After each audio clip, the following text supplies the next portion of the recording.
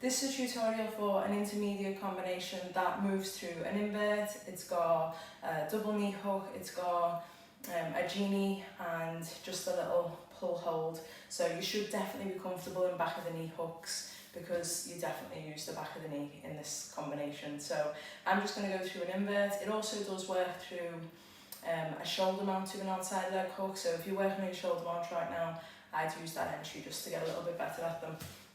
So I'm going to go from the invert to the outside leg hook.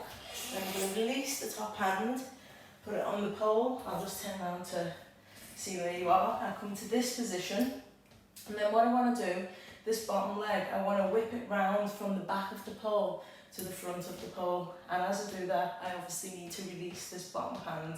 So I'm pulling with that top hand, release, catch, lift.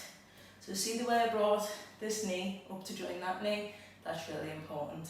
Then I take this bottom hand just underneath that bottom leg, start to release that up to there.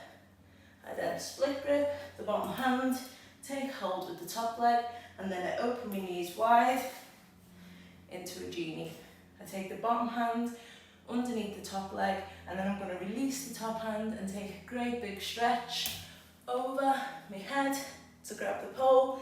Once I'm there and I feel comfortable, I extend in the bottom leg, hook it back on, come up, side, side. I'm going to pull with my arms to hold there, and then lower. And then that's the combination. It's more to challenge strength and stamina than anything else. As you can tell, I'm a little bit out of breath, but that's a good thing because you know it's going to definitely challenge you then. So yeah, just play through it and enjoy.